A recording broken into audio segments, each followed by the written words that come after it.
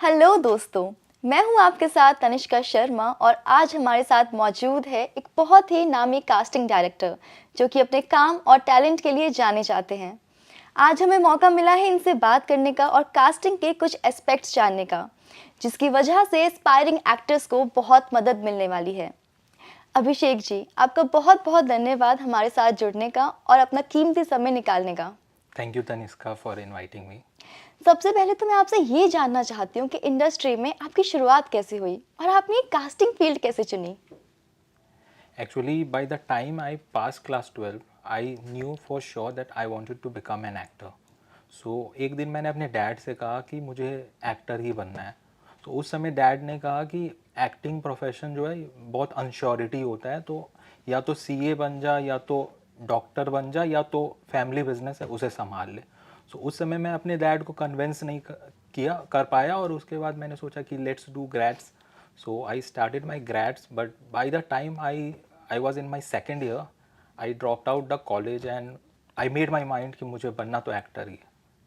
उसके बाद I lied to my parents that I got a job in the film industry as a film writer. And उसके बाद it was 2016, early 2016, I left for Mumbai. And मुझे पहले लगता था कि वहाँ पे जाएंगे, ऑडिशन देंगे और सब कुछ आसान होगा. But when I actually went there, then मुझे पता चला कि it's really tough. So मुझे कुछ पता नहीं था कि कैसे क्या करना है. Then I used to fall for like fake audition and all. मैंने कुछ ग्रुप्स वगैरह देखे फेसबुक में, वहाँ पे बोलते थे आप एक्टर बन जाओगे, ऐसा है. सो आई रिमेंबर कितने फ्रॉडस्टर्स से मैं मिला, बोलते थे रजिस्ट्रेशन चार्जेस आपको देना पड़ेगा एंड उसके बाद आपको फिल्म मिल जाएगा. But I never really paid them because I used to think, I was quite skeptical about that how can everything be so easy. So it took me time to realize that this industry is really tough.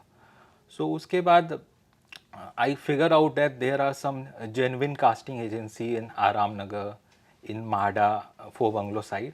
So वहाँ पे लंबी लंबी लाइनें लगती थी वहाँ पे intro के लिए. तो I started going there with some of my friends. तो उसके बाद जब मैं जाने लगा तो मैंने कितने ऑडिशन दिए भी, तब मुझे रियलाइज़ हुआ कि to become an actor you need to learn acting. It's not that easy, like just जैसे आपको डॉक्टर बनना है या कोई भी प्रोफेशन, तो उसके लिए आपको पढ़ाई करनी पड़ती है. तो उस समय मुझे रियलाइज़ हुआ कि मैं घर छोड़ा था, मैंने सोचा था कि आसान है, बट उतना आसान नहीं है. सो अब मैंने घर छोड़ दिया, पेरेंट्स से झूठ बोल दिया, पेरेंट्स से पैसे ले नहीं सकता. तो to survive in the industry now I started searching for jobs. So मैंने पढ़ा था नवाज सिद्दीकी सर के बारे में कि like in his struggling days he used to work as a watchman and दिन में गो फॉर ऑडिशन. तो मैंने भी सोचा कि let's do that. So I think around 15 days I worked as a watchman and दिन में I use to go for trying for audition. फिर मुझे रियलाइज़ हो गया कि मुझसे नहीं हो पाएगा ये काम. फिर I switch to multiple fields, like I worked in a call centre for around 3 months. उसके बाद मैंने नाइट शिफ्ट करता था और दिन में ऑडिशन के लिए जाता था. लेकिन फिर मुझे रियलाइज़ हुआ कि ज़्यादातर मैं मतलब दिन में, क्योंकि आई वॉज सो टायर्ड कि दिन भर मैं सोता ही रहता था और उतना प्रोडक्टिव हो नहीं पाता था. Then I switch to multiple fields, like I also sold policies for some time. और ऐसे करते करते 6 months हो गए. जॉब करता था, सेविंग करता था, and I use to find my way. Then one day in Prithvi cafe I was just sitting and chilling and thinking about my future. मैंने सोच लिया था कि जब तक कुछ करूँगा नहीं, घर तो जाना नहीं है. So one day I met a writer, he is a Bollywood writer, Aryan Shah. So I was just sitting and क्योंकि वहाँ पे वीकेंड्स में लाइव परफॉर्मेंस होते हैं तो काफ़ी क्राउडेड होता है. तो he set in my table and then we started interacting and मुझे पता चला he is a writer. Then मैंने बताया कि मैं स्ट्रगल कर रहा हूँ, ऐसा ऐसा है. तो उन्होंने कहा कि if you are interested in assisting me, तो मैंने बोला हाँ, why not. Then for around 6 months I assisted him. He is a notable winner for, अंग्रेजी में कहते हैं film, and we also did a Netflix project. उसके बाद after 6 months, like he introduce me to a producer, Nikhil Vedi. So उसके बाद उन्होंने introduce कराया. Then I switched to creative field. Like Veere Di Wedding was my first project as intern creative. उसके बाद I worked there and the producer was happy with my hard work. Then I worked for that production house for around 3 years and वहाँ पे मैंने multiple projects किए, TV show किए. Then I was associate creative head and वहाँ से मुझे casting में भी इंटरेस्ट आने लगा and that was my first show Shrimad Bhagwat. उसके लिए उन्होंने as an in house casting director के लिए मुझे रखा. So I was working with another casting director. So from that I started my journey and उसके बाद I work for multiple projects. I work for Amazon series, Amazon mini, Jio cinema and multiple advertisement.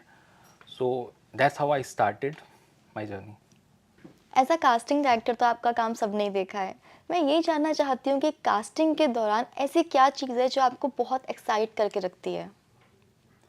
Well, during casting is a very lengthy process, I would say. Like आपको script मिलता है, फिर requirements आती है किस तरह की कास्ट है. Then I have to sit with my team and I have to read the script. किस तरह के कैरेक्टर्स हैं, क्या एज ब्रैकेट है, क्या स्पेसिफिकेशन है. कितनी बार ऐसा भी होता है कि फेशियल फीचर्स कैसा होगा, डस्की है या whatever. सो उसके बाद we started like we arrange audition and उसके बाद like my team used to take like audition full day. उसके बाद next day I will sit with my laptop and I will go through all the audition and उसमें से मुझे लगता है जिस जो टैलेंटेड है then I will short list them and उसके बाद मैं अपने से ऊपर मतलब क्रिएटिव डायरेक्टर को, प्रोडक्शन को ऑप्शन भेजता हूँ. तो मुझे मतलब जो मैं देखता हूँ जो एक्टर्स, एक एक्टर्स होते हैं जो प्रिटेंड करते हैं, एक्ट करते हैं, लेकिन एक एक्टर्स होते हैं जो एक्ट वो कैरेक्टर की लाइफ जीते हैं. तो मुझे जब वैसे कोई कैरेक्टर मिलते हैं, ऐसे कोई आर्टिस्ट मुझे मिलते हैं ड्यूरिंग ऑडिशन जो बता नहीं सकते हैं, डिस्टिंग्विश नहीं कर सकते हैं कि रियल है या ये सच में ऐसा है, तो मुझे दैट एक्साइट मी. ओके. नए प्रोजेक्ट जब आप स्टार्ट करते हैं और उसके लिए नए फेसेस, नए टैलेंट ढूंढते हैं, तो वो क्या क्वालिटीज़ है जो आप सबसे पहले यू लुक फॉर. ऐसी क्या चीज़ है जो लोगों को आपकी नज़र में अलग बना देता है. बेसिकली आई वुड से कि ये रिक्वायरमेंट पे डिपेंड करता है. लाइक अगर रिक्वायरमेंट है, अगर जिस तरह की रिक्वायरमेंट है, अगर नेगेटिव शेड कैरेक्टर है, ग्रे शेड कैरेक्टर है, तो उस तरह की रिक्वायरमेंट के डिपेंड्स ऑन द रिक्वायरमेंट. अगर कोई एक्टर है उसका परफॉर्मेंस उस लुक के हिसाब से जाता है देन इट मेक सेंस. जो ये नए एस्पायरिंग एक्टर्स हैं जो इंडस्ट्री में एंट्री लेना चाहते हैं, आप उनको क्या एडवाइस देना चाहेंगे कि मतलब वो किसी कास्टिंग डायरेक्टर को अपनी प्रोफाइल भेजने से पहले वो क्या प्रिपरेशन करके रखे या फिर क्या उनको बातें जो ध्यान में रखनी चाहिए. First of all, I'll say that I daily get like around 1,000 plus messages, and most of them send me like 50 to 100 images per day. So मैं उनसे ये कहूँगा कि अगर आपको मॉडल बनना है, मॉडलिंग में जाना है, तो you can send to the relative field. But as an actor अगर आपको काम करना है तो इतने पिक्चर्स भेजने की ज़रूरत नहीं है. I think 1 or 2 pictures is enough.